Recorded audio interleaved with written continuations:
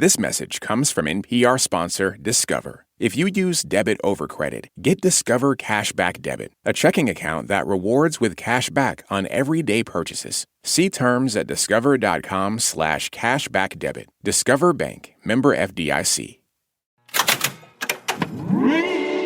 Hello, hello. I'm Brittany Luce, and you're listening to It's Been a Minute from NPR, a show about what's going on in culture and why it doesn't happen by accident.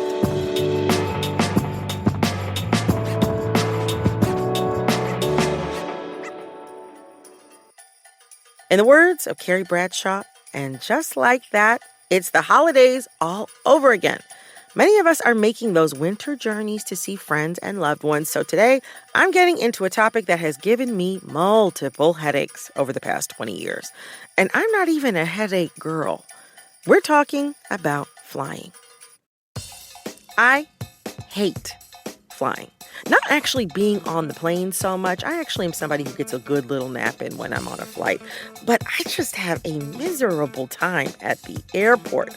I even have an actual enemy who works at the TSA line at JFK. And I'm not the only one with bad feelings, but it wasn't always this way. You dressed in your Sunday best. The seats were lovely. The food was great. They'd roll down the aisle with the roast beef on a cart and carve your dinner right in front of you. You had the beautiful silverware and the plates, and it was just all very civilized.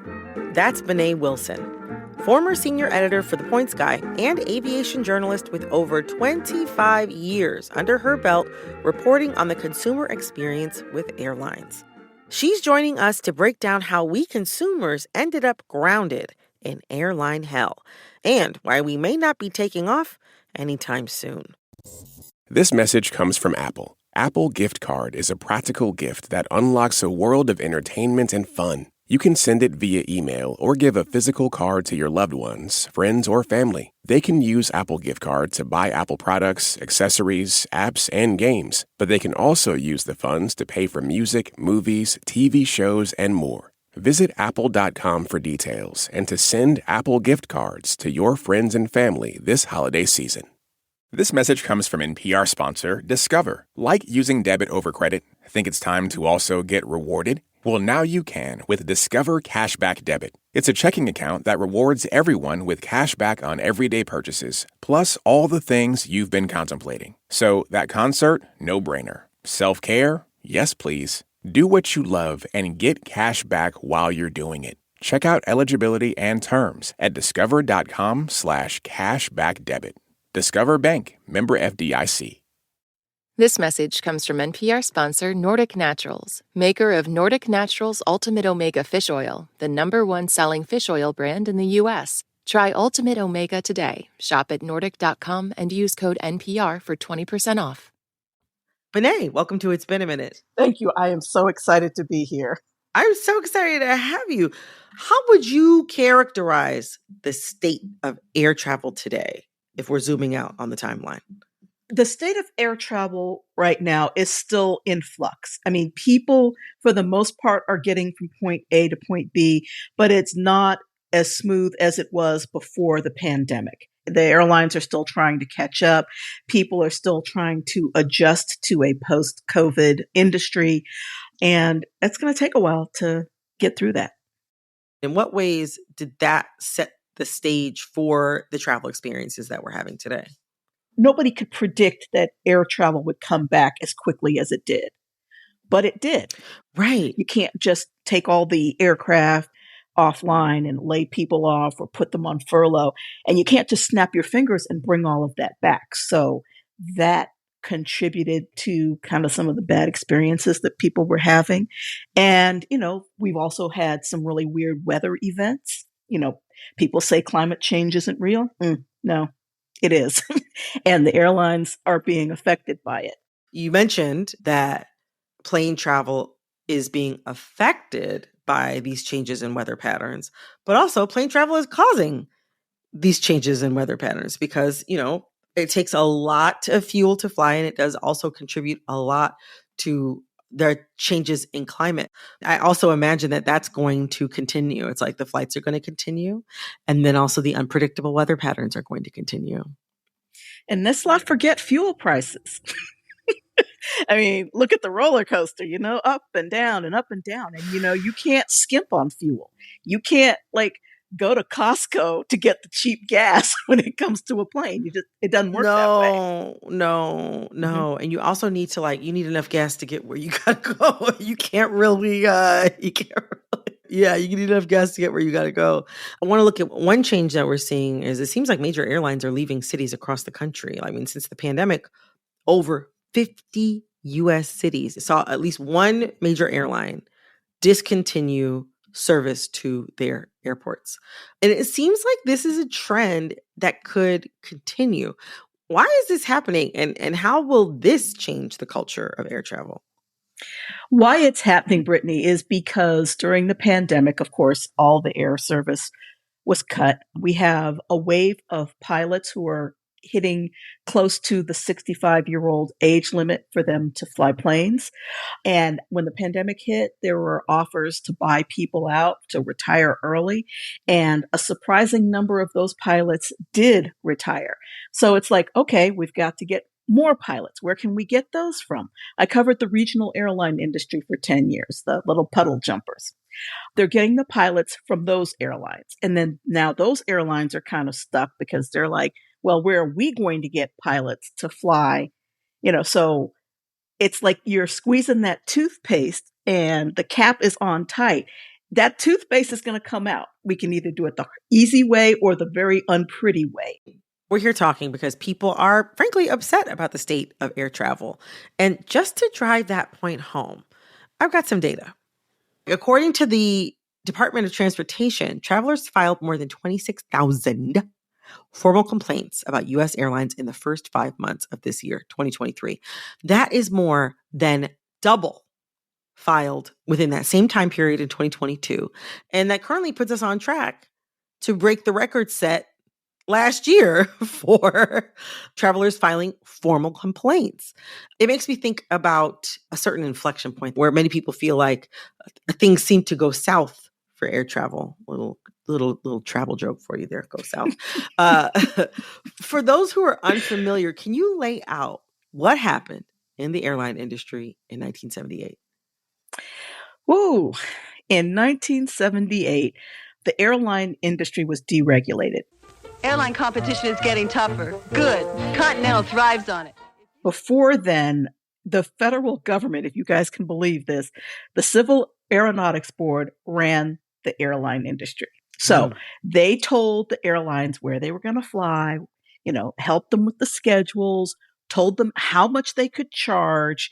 So it was all smooth and easy. They were guaranteed their profits. I mean, they weren't making billions, but, they were making a good living and people were getting paid. After deregulation, airlines could go wherever they like and charge whatever they like. Lawmakers thought this would be better for the customers because there would be more competition, which would lead to cheaper flights. But after deregulation, competition got so fierce. Airlines tried to drive each other out of business by lowering fares to impossibly competitive prices. Eventually, many established airlines found themselves on shaky ground. Some folded, some merged and folded. And now, instead of having more competition, we have just 4 airlines controlling 80% of the market.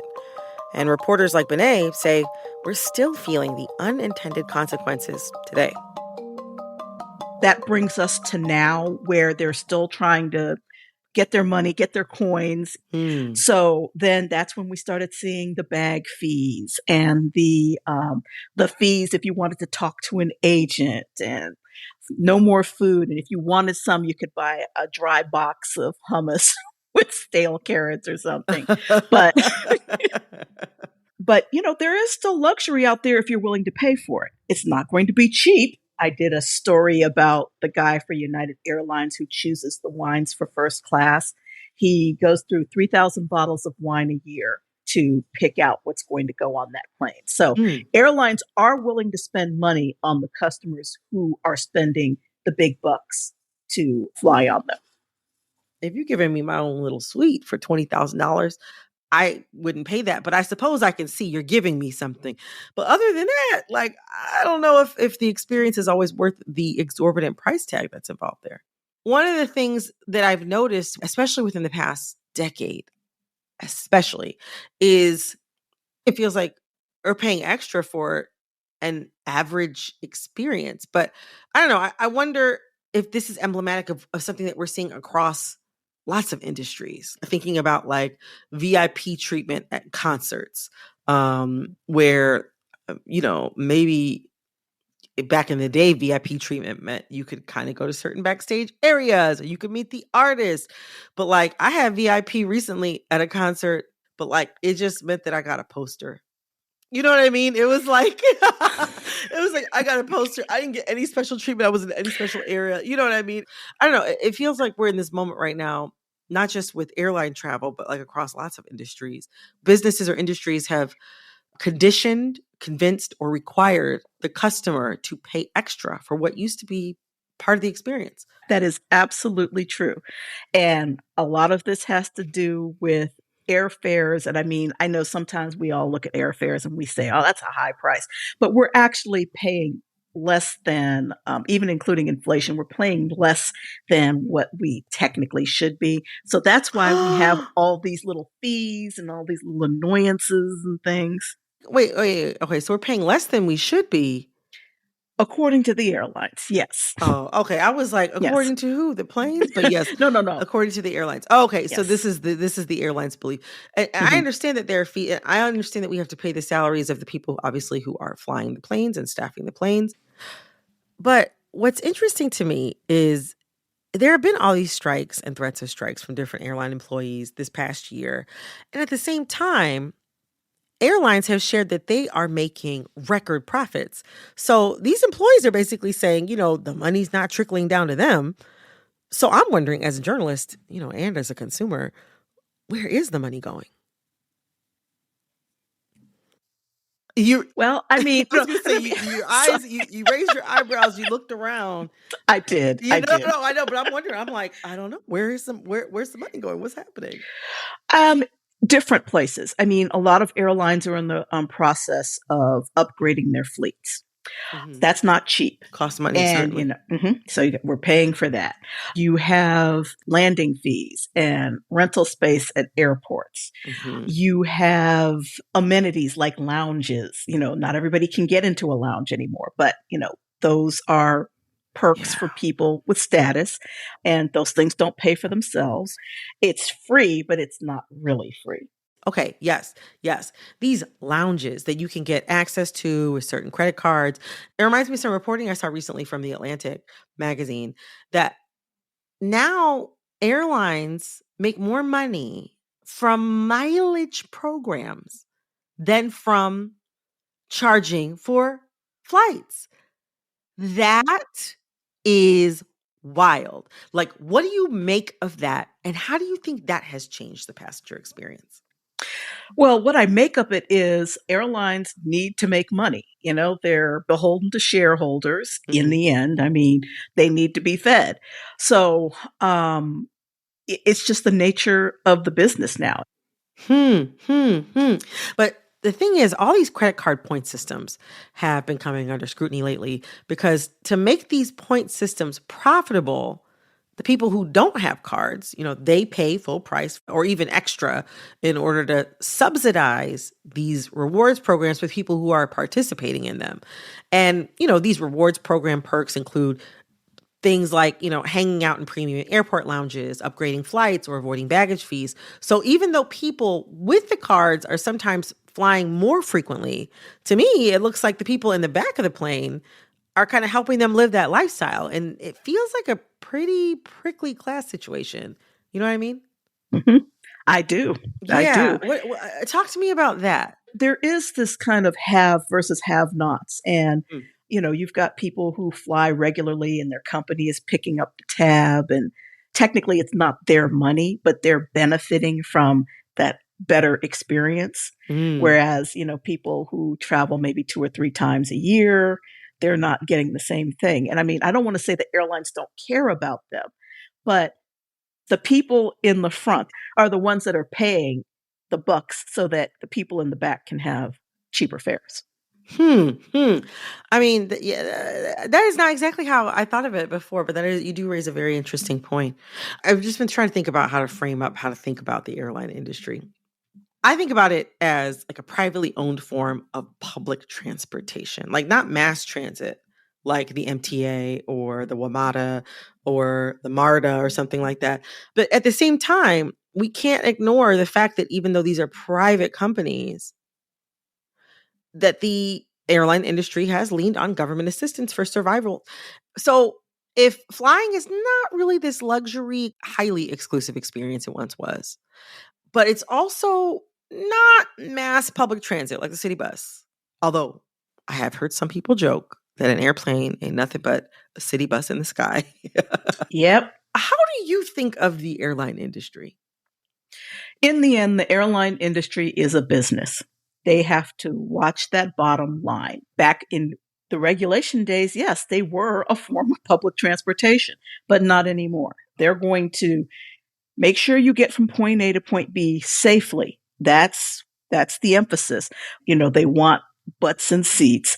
I just don't see any of that changing anytime soon.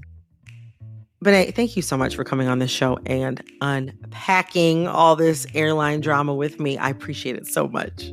Thank you for having me. I am a big fan of the show, so it's such an honor to be on here chatting with you. That was Brittany Wilson, veteran aviation journalist. I'm still stuck on this idea that for many Americans, flying is like taking a city bus in the sky, but with Uber surge pricing, and no one's all that happy about it. The government once regulated the airline industry, and while I myself am not suggesting re-regulation, I mean, that is several thousand miles above my pay grade, I do wonder what it would look like if we treated flying commercially the way we treat the MTA, or maybe instead the way we think about the Metro North. It's clean and quiet enough for a public space. It gets us where we gotta go, but we don't have to turn our pockets inside out. Just a little food for thought. Coming up, we've got a holiday-themed game that'll warm the heart of even the coldest Scrooge.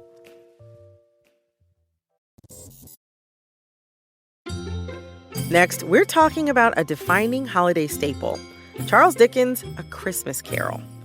You know the story. Miserly Ebenezer Scrooge is visited by the three ghosts of Christmas past, present, and future, who all teach him the spirit of generosity and repentance. It was an instant classic when it was written by Charles Dickens in 1843. And over the past 180 years since, it's been adapted hundreds of times into radio plays, television, film, theater, dance, and more. With its themes of mortality, loneliness, and the power of love, it's pretty easy to see why it's got staying power. But that's not the only reason. There are a reasonable number of elements in this story that you can adapt and adapt and adapt in whatever way you like. That's NPR pop culture correspondent Linda Holmes. You've already got the plot and you just kind of hang your pieces on it, and it is a relatively simple way to put together something that is in some ways new. It's a gorgeous story. And that's NPR film critic Bob Mondello. That said, one of the reasons it has staying power these days, and this is a curmudgeonly approach, is that it makes a lot of money for theater companies and for ballet companies and for all kinds of other places. This is the kind of staple that everybody wants to go to. Bob and Linda, while brilliant and a joy to be around, are joining me today because I really want to help everyone understand how many versions of A Christmas Carol there truly are. And to do that, we're going to play a little game. Spot the Scrooge. I'm intrigued. I like it. I'm just preparing. You're mentally. preparing. I don't, Linda, I can see on your face like you're like, all right, you're trying to recall every interpretation. All right, so how the game is going to work is I'm going to tell you about different versions of A Christmas Carol, but one of them is not real. You have to tell me which one actually happened. And there are no buzzers. You just have to shout out the answer. And the person who gets the most answers right wins. And if you're wondering about the prize, It's just going to be Christmas cheer.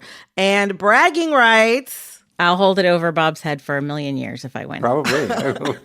All right. Are you both ready to play the game? Ready. Ready. Number 1. Who played Ebenezer Scrooge in A Christmas Carol, the musical? Kelsey Grammer or Alec Baldwin? Kelsey Grammer. Okay. Not only did you both get that right, at least from my point of view, you both got it at the exact same time. It was a tie. God bless us, everyone. Ooh, I'm shook. Okay. Wow. Okay, so going forward, you each have 1 point. But I just want to offer a little fun fact. Alec Baldwin, who indeed did not play Ebenezer Scrooge in A Christmas Carol, the musical, his 30 Rock co-star, Jane Krakowski, was Ghost of Christmas Past in A Christmas Carol, the musical, starring Kelsey Grammer. Don't I recognize you? Aren't you the... No, sir. I'm the ghost of Christmas past. That checks out. Yes, which also kind of, it seems like a role that her character, Jenna Maroney on 30 Rock, might play. For sure. I can believe it. I believe it. I love it. Coming out of our first question, we got a tie. The next question. Was there a Hello Kitty or All Dogs Go to Heaven version of A Christmas Carol? All dogs go to heaven. I have absolutely no idea.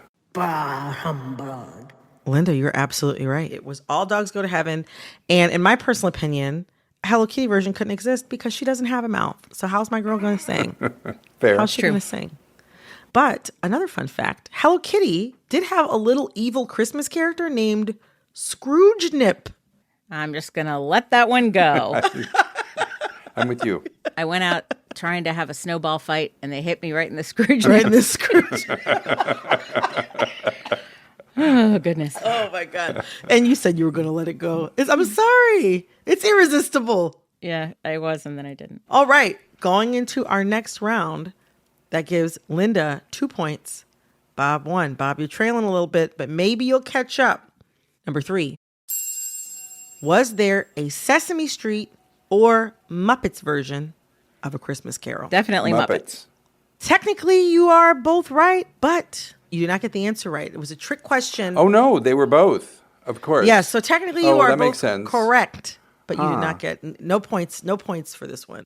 Bah, humbug. I was misled about the rules. I was led to believe one was real and one was not real. I've been bamboozled. Fair. I will have you bring that up with our games board. Absolutely. That seems reasonable, yes. I will be filing an appeal. Hey, you're winning. In fairness. In fairness, true. It's funny, A Muppet Christmas Carol is now becoming known as one of Michael Caine's best performances. Sir Michael Caine told the producer and director Brian Henson of the film, I'm going to play this movie like I'm working with the Royal Shakespeare Company. I will never wink. I will never do anything Muppety. I am going to play Scrooge as if it is an utterly dramatic role and there are no puppets around me. Ebenezer Scrooge. Oh, please, Spirit, no. Hear me. I'm not the man I was. Man's an artist. The man's an artist. Yeah. The man's an artist. Coming out of this round, we have got Linda holding steady at 2 points, Bob with 1. All right, let's see what happens. Let's see what happens in this next round. Has Vanessa Williams or Robin Williams played Scrooge? Vanessa Williams. Linda is right yet again. I had no idea that Vanessa had It done just that. sounds like something they would do. You know what I mean? Yeah, well, that's fair. I don't That's think fair. I've seen it, but it sounds like something they would do. And I think I would know if Robin Williams had. Yeah, that's true. I will tell you what, Linda, you're absolutely right.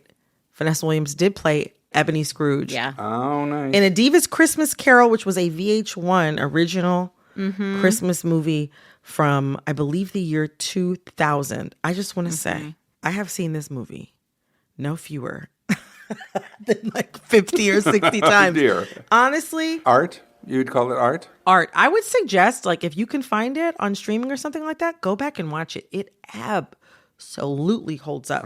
Noted. I can't believe I was able to recommend the two of you something. Look at that. I'm learning a great deal from this particular contest, including that I don't know anything. This is like... Oh my gosh. All right. We are going into our final round. Okay. Right now, we got Linda at 3, Bob at 1. Let's go ahead and play this last one for 3 points. Giving me a chance. I think it's very generous. Winner take all. Very okay. generous. All right. Is there a Bratz version, as in the Bratz dolls? Is there a Bratz version of A Christmas Carol or a Barbie version? I'm going to guess Bratz. I'll guess Barbie then. In a stunning upset, Bob It comes from behind. absolutely right. Coming from behind, the dark horse. That was a strategic guess, as you may have noticed. Beautiful job. In the year of Barbie, I think it is reasonable to expect that, though. For sure. Always go bet on Barbie. Yeah. Bet on Barbie.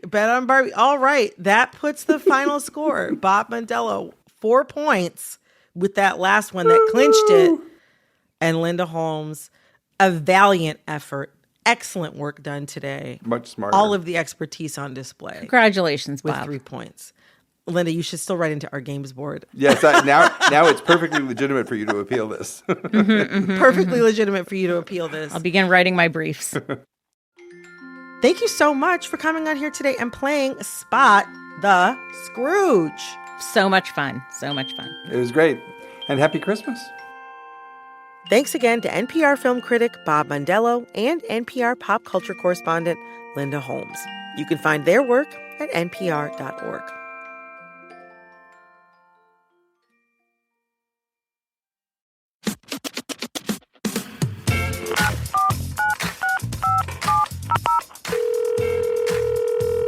Hey, Brittany. Hey, Brittany. Hey, Brittany.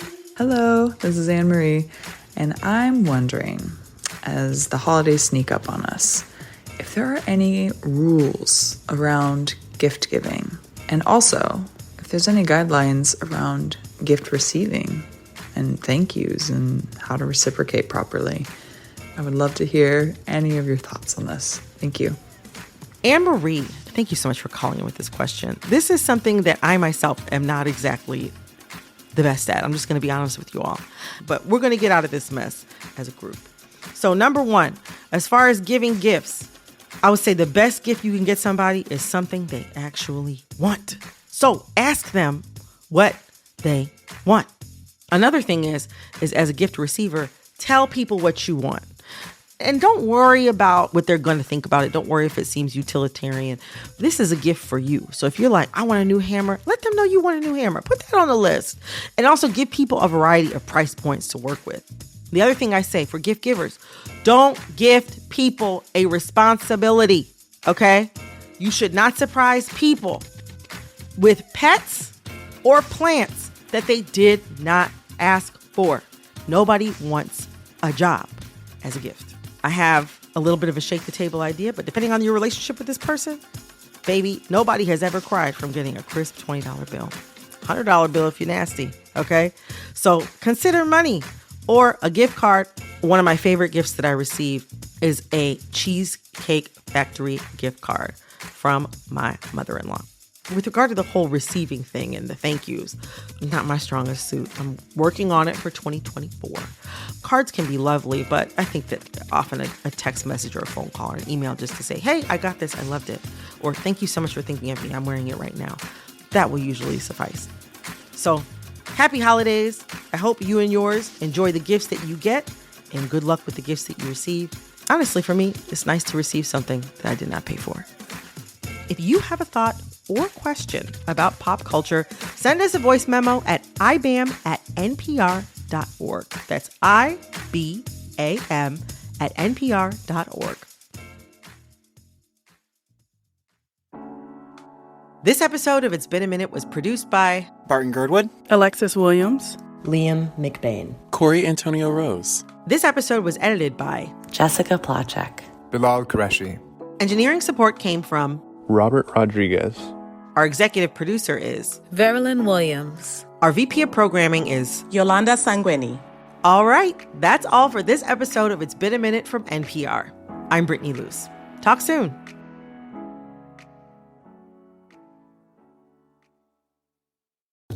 What's good, y'all? I'm Gene Demby from NPR's Code Switch podcast, and I'm one of thousands of NPR network voices coming to you from over 200 local newsrooms across the country. We bring people from all over closer together through free and independent journalism. The NPR network. What you hear changes everything. Learn more at npr.org/network.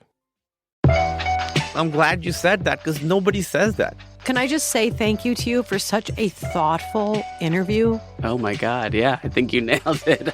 Bullseye. Interviews with creators you love and creators you need to know. Listen to the Bullseye podcast only from NPR and Maximum Fun.